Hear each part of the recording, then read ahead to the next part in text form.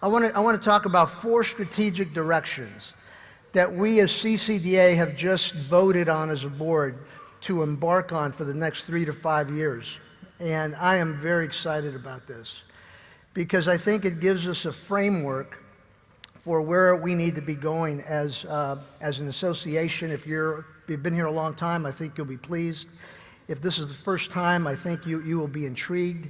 And together we'll be able to move forward with a common direction and a common language, but not a blueprint that is so much, all the detail is there where you don't have an opportunity to add your mark to it, okay? Which is very important, and that's the kind of leadership that CCDA wants to espouse. So I just want to share these 4 directions that will be my CEO report for this year, okay? Number 1, we want to nurture a Christ-centered kingdom focus in everything we do. Our activism, our community development, our confrontation of injustice, our church growth and proclamation efforts, they must be rooted in an authentic spirituality that is rooted in Jesus Christ, right? Number 2, expanding and transitioning leadership opportunities.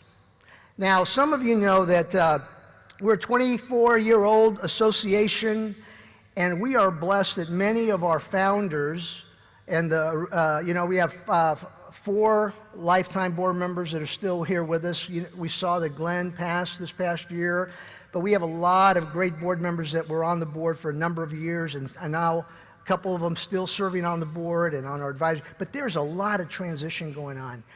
Lots of new board members, lots of new cohort members, lots of new people coming along, and you're becoming leaders in this association, and I'm so excited about that. During the next 3 years, here's what we said as a direction. We will continue to implement a leadership succession plan and expand opportunities for leadership to emerge regionally, nationally, and internationally within CCDA. So here's number 3. Developing and executing a comprehensive communication and connection plan. Now, that doesn't sound very exciting, does it?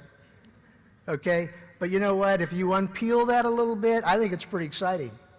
Because here's what it says. Here's what we said. We recognize that we're at a crossroads as an association in both communicating and connecting with our members as a national office and empowering our members to connect and communicate with each other. Over the next 3 years, we will be implementing a regional strategy for the purpose of facilitating personal connections, shared learning, and enhanced local ministry impact, okay? Along with revamping our communication strategy and systems in a way that will maximize our ability to connect with one another, right? What does that mean? Okay, here's one of the most exciting things that I come to you today with, and I hope that you will be very excited about this, and that is that we are about to launch a regional strategy to help folks all over the country establish local chapters and networks organically, low cost, simple, volunteer-led, grassroots approach. And what we want to do is just say, look, we want to give you the tools and the structure to say, if you're in Connecticut or Boston or Memphis or LA or Pasadena or Minneapolis, how do we start a CCDA local expression? Okay, here it is. Last thing, creating and implementing a sustainable internal operations infrastructure. Now, listen, I saved the best for last. The real exciting stuff for the end, right? Okay? So here I'm just going to, make it as clear as I can. Over the last few years, our growth has pushed our operational capacity, and we have surpassed our limits. I wish all of our staff were here right now so that they can all come up and you could give them a lot of love, but we're going to bring them up at the end of the conference. I cannot even tell you how hard our little staff works and how many volunteers and all the effort that it takes to do this. But you know what? We're reaching a kind of a capacity kind of limit. And we have to build our internal operational capacity, our funding infrastructure to support the growth of all these great ideas. So I'm just going to warn you ahead of time. every one of you that are here at the conference, you're going to receive an email from me before the end of the year.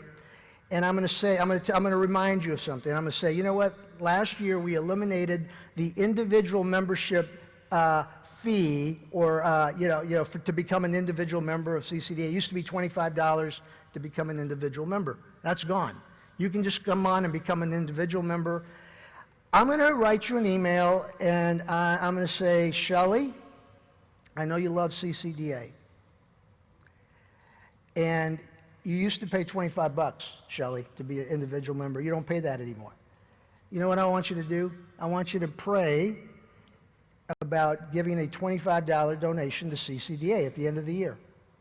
So let me tell you this. If every one of you were to do that, just because you love that this is a kingdom thing, we will end the year in the black. Our members are going to make sure that at the end of the year we're going to be okay. Everyone's just going to contribute a little bit, and we're going to get there. Well, you think that's possible? Okay?